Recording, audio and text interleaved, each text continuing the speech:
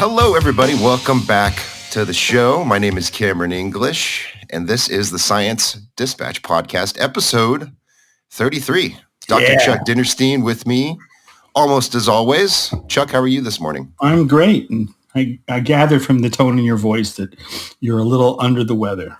I am. You know, as any parent knows, your children carry a cornucopia of infectious bacteria and viruses. So my son probably sneezed something on me one day, and this is the delectable result for all of your ears. This is just think of this as your annual booster. Yeah, I don't need no vaccine. I got natural immunity. I got a 2-year-old. I don't need. You know, there is one person that I know very well and love dearly who says that their psoriasis protects them from COVID, so they don't need vaccines because they have psoriasis. I got it. I like it. Yeah. It's almost so clever. You have to go, you know what? All right, I'll let you have it. Okay, that's enough of that foolishness. We've got 2 stories to talk about. First one is Chuck's, and it is about a very uncontroversial topic, of course. It's called The Swedish Response to COVID. And then we're going to finish up with a story that I wrote originally for Big Think called Despite Gloomy Headlines, Our Planet is Getting Cleaner and Healthier. So we're going to make all kinds of friends today, Chuck. I'm sure. Let's dive into this story, though. I really found this fascinating because you contrasted the Swedish response with the response in the United States, and there's some subtleties here that I think most people would overlook. So give us a rundown of what you're talking about. Okay. Here. Well, so I originally had wanted to do a piece comparing and contrasting Sweden with China. The people, the Swedish people that said no lockdowns under any circumstances versus the Chinese that locked everybody down in a big way and are now paying for it. But when I started looking at the material, I was amazed to discover that what I had read about Sweden was really only the tip of the iceberg. So I said, let me kind of concentrate and talk about Sweden and then get around to China another day. And what I found fascinating about the Swedish response was that they took basically the diametric opposite position that we did here in the United States. This will be a sign of my increasingly old age. It's like Bizarro World in a Superman comic where everything is completely reversed. And their science was exactly the opposite of our science. But what was even more fascinating was that the complaints by the loyal or semi-loyal opposition were almost identical in Sweden and the U.S. And that made me begin to think that maybe this was really not so much opposition to the science as much as a demonstration of our human behavior. So if I could pick an example, it's well known that there's been a lot of criticism of the signers of the Great Barrington Declaration here in the United States. Meanwhile, back in Sweden, they took the exact opposite position. The opposition said, well, we have to lock everything down. And they were pilloried in the same way. They were described as hobby epidemiologists, lacking competence. They were outside of their lane. Very much the same kind of criticisms that were leveled against the people from the Great Barrington Declaration here. So that's pretty fascinating. And I think maybe this is the point you were making, is that there's just sort of this human tendency to look at whoever the other is or who the outsider is and to demonize them no matter what they're saying. Is that the point you were getting at? I think that's certainly part, a good portion of it. And we demonize them in the same ways. It's just so that when you look at it, how can it possibly be the content of the science if the science is completely opposite and the criticisms are identical? How can that possibly be the case? But there were other things about the Swedish response that were interesting too. and they kind of echo into our own government. The Swedish government does not believe that they have the right to control a movement within the country. It's actually a constitutional right, the same way an education is a constitutional right. So that they interpreted lockdowns and school closures very differently, especially school closures, because given the constitutional right to an education, they did not feel that remote learning was acceptable. In fact, in-class learning is mandated until the age of 16 by law in Sweden. And so you can see how our government perceives laws also affected the response by two very different governments to COVID. This is one of the things that it seems inverted in the way that people normally talk about the United States, and people will sometimes talk about like Nordic socialism, where you have these countries where it's just sort of accepted that we have this public healthcare system and the government tells you what to do, but people are okay with it because this is just sort of the culture. And this seems to sort of flip that on its head. I was actually surprised to read that part of your story that the Swedish government said, "Oh, we just don't have the authority to do that."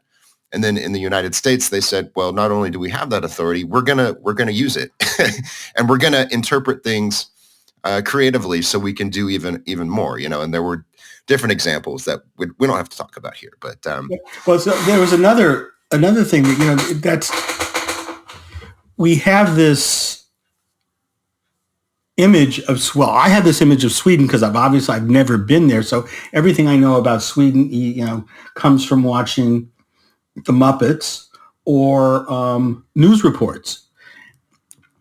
And as it turns out, there's some very different qualities that you would not expect to have. And there's two that I'd point out. One was a significant degree of xenophobia. One of the complaints about President Trump was his continued description of the coronavirus as the Chinese virus. And that his actions against China were considered racist. But consider some of the things that were being said in Sweden. They said that they had a larger spread because there was a larger immigrant population, and the only people looking like tourists wear face masks in public. Only the foreigners get ill. I mean, that's a level of xenophobia that I personally never associated with Sweden. The other place that is of concern was the decision by the Swedish government that anyone over the age of 80 or that was morbidly obese was not going to survive COVID, so there was no reason to hospitalize them, which is, speaking as I'm not morbidly obese, but I am getting closer to 80, and that's making me a little nervous to hear that. That level of ageism, you would not expect in a free socialist country where everything goes to see that there is a limit on the age at which they'll take care of people. That's certainly not the case in the United States. The argument the other way is that we care for people too long. So what you're saying is that ageism and fat shaming are doing well. Yes, they're alive and well in Sweden, and who expected? Because that's certainly not my image of the Swedish cultural approach. Yeah, well, maybe they saw my episode of Dr. Phil. Could be. Okay. Well, let's. I want to dwell on that for a second because that's really interesting. Because I remember, and I was critical of this too, but I remember when there was talk in the U.S. of denying medical care to the unvaccinated, and the yes. famous example is Jimmy Kimmel, on his show saying, "Rest in peace, Wheezy," in reference to unvaccinated people who get sick. So there was a real push here, both on the cultural stage and even in academic circles, to deny life-saving care to the unvaccinated. And this got a lot of pushback, but I think what you say is this actually happened in Sweden, and I don't know if there was a lot of controversy over this, but speak to that if you would. There actually wasn't a lot of controversy over it, and while the government denied that was necessarily the case. The statistics show that there was a lot of people that met those demographics that weren't hospitalized compared to the rest of the population.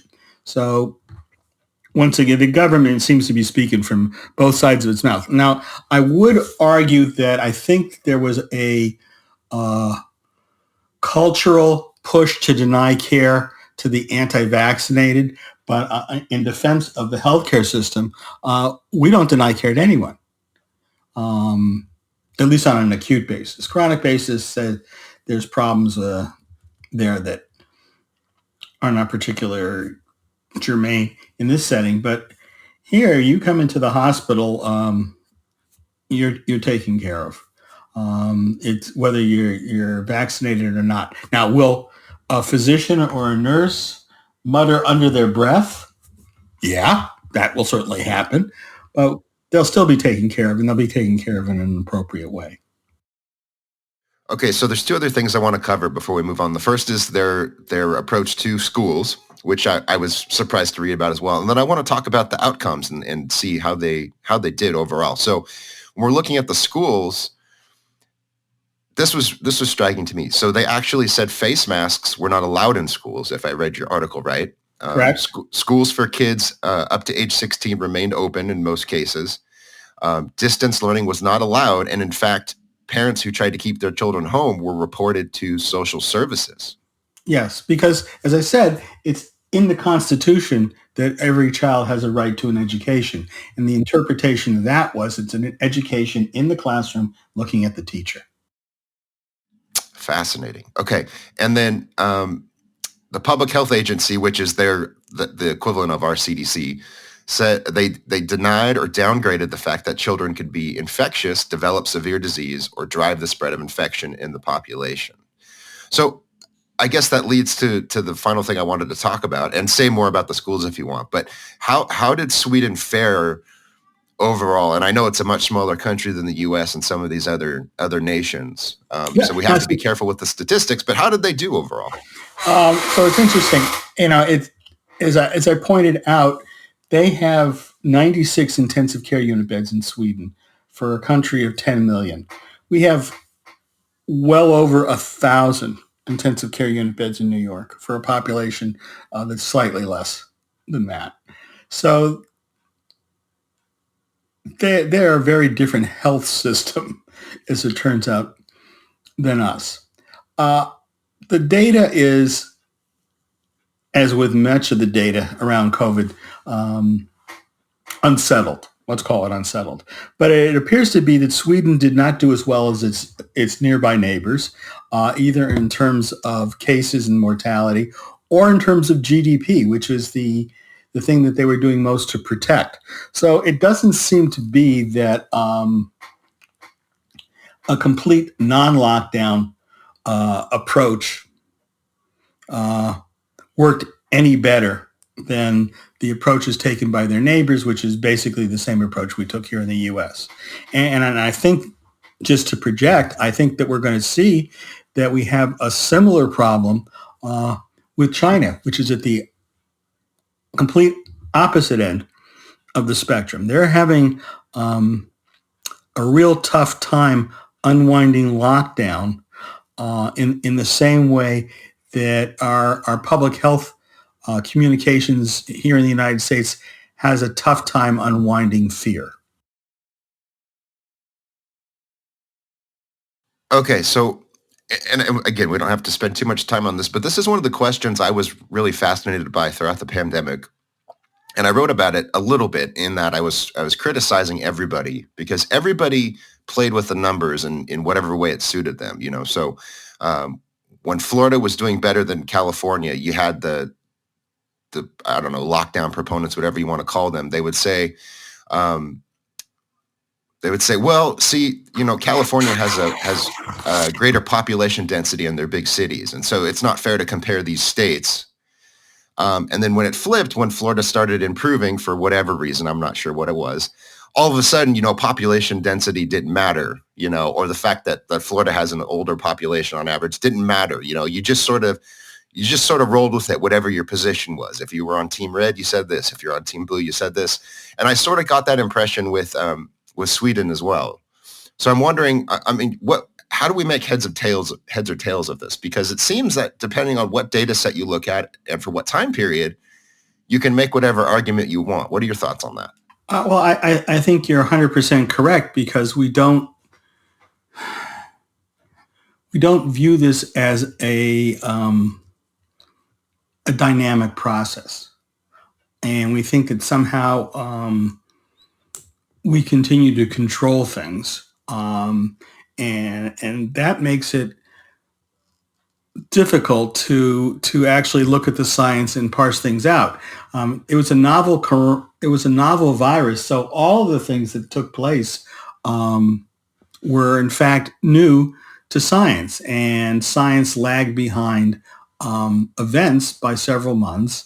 And that lag was made worse by, I think, our public health officials, who were very dogmatic in their positions and were not willing to be as flexible as the dynamics required. I mean, I think you even hear this now when they start talking about the latest variants, and there's articles about the vaccines have caused the new variants to develop. There's no proof that that's the case. And what we do know is that COVID mutates fairly rapidly. So we should not be surprised that there'll be other variants over time. But again, people are not discussing science. They're waging political culture wars, and they're just taking use of whatever they can find at the moment to throw on the fire.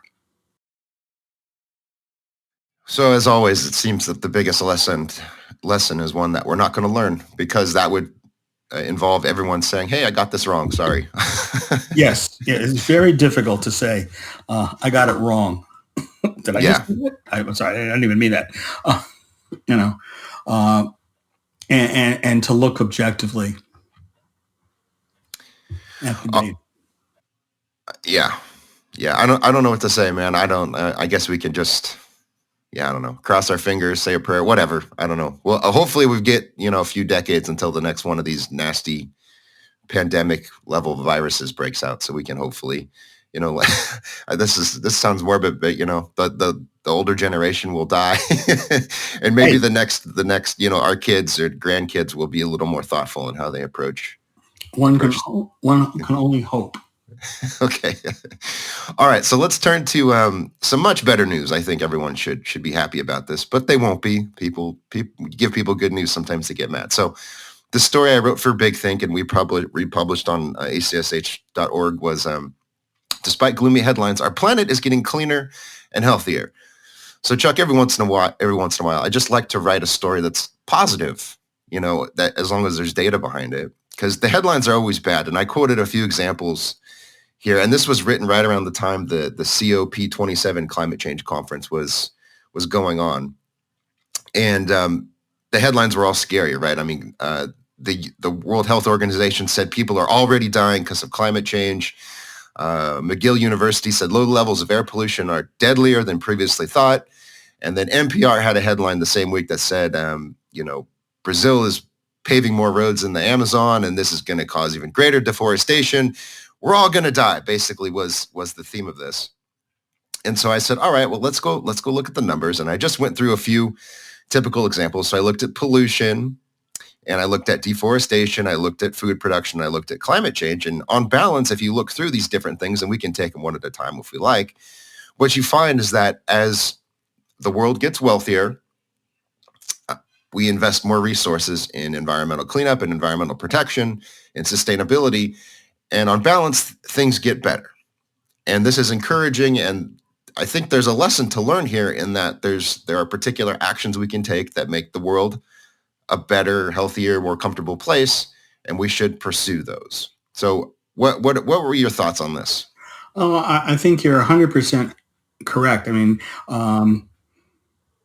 Fred Lipford writes a lot now about COVID, but his training was in air pollution. And when he writes about air pollution, it's quite clear that the air around us has been getting cleaner and cleaner decade after decade. And the only reason that there's continued concern is that our ability to measure pollutants, and I'll put those in air quotes, becomes finer and finer. We can detect much smaller amounts of things, which then become the next thing that needs to be addressed. But the economic fact that if you raise everyone's standard of living, many of the problems that we think are intractable will disappear. It is the case. If you are able to give people enough money to provide for themselves, they will not be burning wood for their stoves. They will go to propane, or they will go to some other fuel that is less, quote unquote, polluting. The same holds true for when we talk about agriculture. And you've written a lot about the GMO and agriculture in the developing world. And I think that that's clearly the case. Our So, technology is making us net better. Does technology have some drawbacks? Yes, it does. But on net, it's making the world cleaner, safer, more educated, less hungry. there's another interesting parallel here, and it sort of speaks to that the similarities we were talking about in the last story. Like, there's a lot of people on the right. They have this sort of, let's go back to the past. Let's go back to the 50s, where everything was clean and wholesome, and everyone was a Christian, and like all the bad stuff came later. And you sort of see that mindset on the left in some of these progressive environmental groups, right? They're like, let's roll back the technology. Let's go back to the good old days with the big red barn and the farmhouse and grandma and grandpa just planting the food that they needed to feed themselves, And I just find that fascinating that there's this contrast. And in some cases, there's this, like, I don't know, if just this inherent urge to deny when things get better, So to give some specific numbers, and these are from the EPA. This is not, the Cato Institute. No disrespect to them, but people sometimes look at these issues and they go, well, of course, the conservatives and the libertarians are gonna say that the environment's cleaner because they have to. But this is the Environmental Protection Agency. So they say between 1970 and 2020, the combined emissions of 6 common pollutants, and they're talking about things like PM 2.5, PM 10, volatile organic compounds, et cetera, these dropped by 78%. That's a quote from them. And then, as I point out, there's similar trends in all air pollutants in the UK. They all dropped by 60%. The exception was ammonia. And then this is from Our World in Data. This is hardly, a climate denial factory or whatever.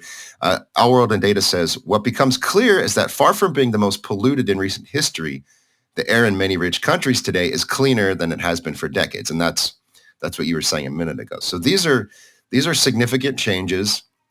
And Our World in Data goes on to explain the point that I made just a minute ago, which is that people get wealthier and they look around and they go, I've got food in my stomach. I've got shelter. The air is looking kind of smoggy around here. We ought to do something about that.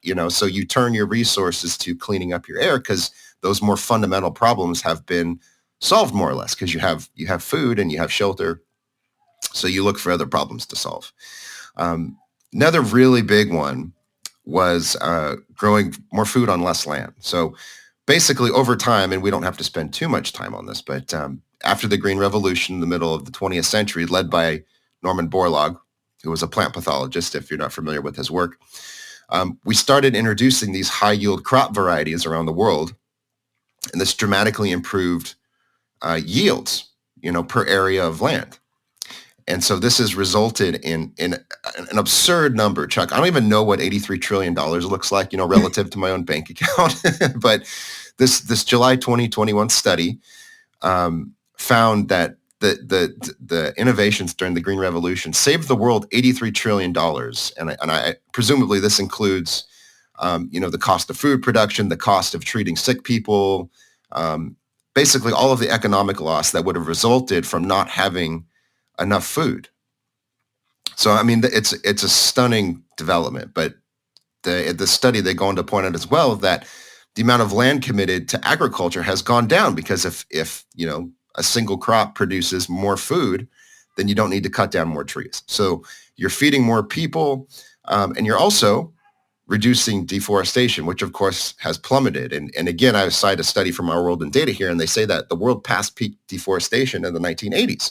And since then, it's been steadily declining. So again, I don't read a lot about this in the headlines, though. This is really good news. But, like when you read NPR, they say, oh, no, more deforestation. Right. And maybe that's true. Maybe that's true, like in a micro example, but they never back up, and they miss the forest for the trees, to use a bad pun. Well, part of it is that the good changes are not as evenly distributed as one would like. The air is certainly cleaner in the U.S. It's probably not a lot cleaner in India and in China. And so we could always go to those examples if you're looking for the bad in the situation. Clearly, the amount of acreage that we need to put under cultivation can be reduced here in the U.S., but they would much rather talk about taking down the forest in the jungle in the Amazon, which still continues, but though perhaps not at the same rates as it was before. And I think that there's a German word to explain a lot of these things, which is Schadenfreude, which is the joy in the misery of others. And the problem with that is that we don't realize that we're amongst the others too. And so there's not a great deal of reason to take joy in the suffering of others, even though it makes for great attention-seeking headlines. Yeah, it's fascinating. And it also works well for organizations that are looking to gather funds to continue that same process. Fear is a great motivator.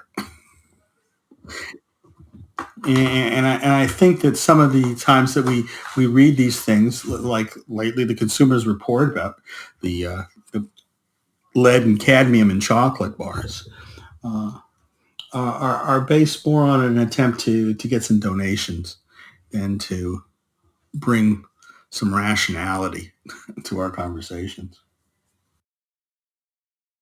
Yep, the endless scare cycle fueled by, the activist groups and the media. It never ends. I think, I guess maybe it's good news in that if you're freaking out about heavy metals and chocolate bars, then life's probably not too bad. Exactly. If your biggest concern is how many chocolate bars you eat a day and whether they're going to make you sick, then you don't have a lot of problems. Yeah. And I'm pretty sure you'd have to eat more chocolate in a day than your stomach can hold in, I don't know, a month to poison yourself with lead. So that's another positive aspect. The final thing I wanted to talk about, it's often the elephant in the room. And we've been accused as an organization of being climate deniers, which is of course not true. I'm sure Chuck would be comfortable saying this, and I'll say climate change is real. Humans contribute to it. Sometimes it has bad effects. Oh my gosh, I said it, right? Okay, not that big of a deal. Now, the point I make in the story, and again, I cite the journal Nature Climate Change, again, hardly a bastion of climate denial. And I also cite Our World in Data again, and a climate researcher named Roger Pielke Jr., right? These are all very mainstream experts. Pielke sometimes gets a hard time from some people, but he publishes in major journals. So this is not, let me find people that agree with me. But the point that all of these sources make is that the models that have been used to project carbon emissions from, say, 20 years ago long into the future, they have been wildly incorrect, right? So they were predicting that carbon emissions were going to accelerate, and this is going to cause a tremendous, exponential amount of warming, and that hasn't proven to be the case. And this is even before you factor in the declines that took place during the pandemic, because economic activity in a lot of places really slowed around the world. So the point they're making is that although, yes, climate change is real, obviously we don't want to continue pumping carbon into the atmosphere long into the future. things are not as bad as they seem, right? So this should be good news. It's right. Okay, well, we need to recalibrate the models and we need to really rethink this. But that's a good thing in this case, right? You're wrong in a positive direction. So I took that and I went, oh, great. And even the New York Times, this is a quote from the Times. They said, and they attribute it to political mobilization and the price of renewables, right? So you have to that's their political spin they have to put on it. But the key here is that we have cut expected warming almost in half in just 5 years. All right. I mean, that's a big deal. This is this is very, very good for my son and for his kids in the future. Chuck, what are your thoughts? I quite agree. And I think the other thing we have to remember is that when people make these statements, they're based on models, they're predictions. And our ability to predict things is very limited. I'll go back to my usual example. The people that are best at predicting things are the weathermen. And they're good for about 3 days. And after that, things begin to fall apart. When you start talking about changes in the climate, and we really do not have a great handle on all the various factors that go into making the climate what it is. And you talk about the changes that are going to be taking place over the next 20, 30, or 40 years, the cone of uncertainty becomes huge, no matter what statistics they use to try and make it seem like less. All models simplify things. All models are wrong. All models are interesting in what they suggest might happen. But these are not predictions with great certainty. Yes, this is always the case. And again, I think it's a great example of why humility is important, as we've talked about in the context of COVID and so many times on this show, is that, we follow the data as best we can, but we're human and we make mistakes. And, sometimes it's a good thing, right? And the problem with following the data is that the data keeps changing. Yeah. Yeah. What a bitch, data. Work with us, please. Okay. Still. Yeah. Yeah. Data is like a toddler that just runs around. Okay. So just a final thought before we wrap up. There was back in the day, this was in 1980, there was an economist, he's deceased now, but his name was Julian Simon. And of course, the name Paul Ehrlich is probably a little bit better known, but Paul Ehrlich is still alive, and he's a biologist, ecologist, I think is his specialty. But he wrote a book, I believe in the 70s, Chuck, called Population Bomb. And his prediction was that the world population was going to explode and it was going to outpace our ability to produce food and all of the essentials that people depend on to live, right? So this was a coming disaster. Julian Simon said shenanigans. And they actually had a bet about what was going to happen to Earth's resources. So it was in October 1980. These two gentlemen drew up a futures contract, and Simon said, "Okay, Paul, pick I think it was 5 heavy metals or 5 rare earth metals that go into the stuff we need.